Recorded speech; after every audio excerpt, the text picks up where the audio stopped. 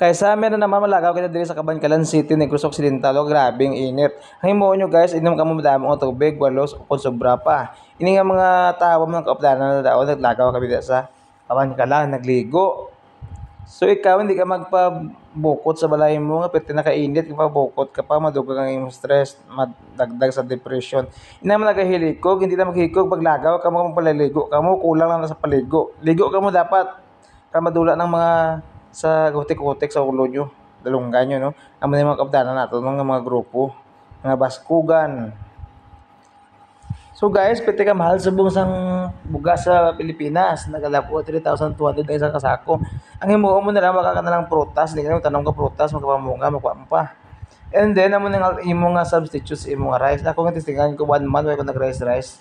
Okay man, mas nami ka na epekto. Kaya kabalo ka pero may kakao sa rice nga ina.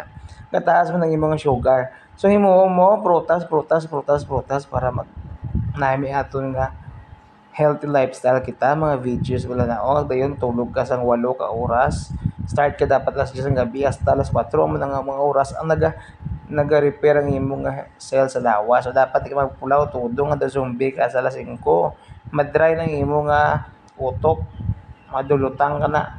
So okay, follow for more ang Kuldahan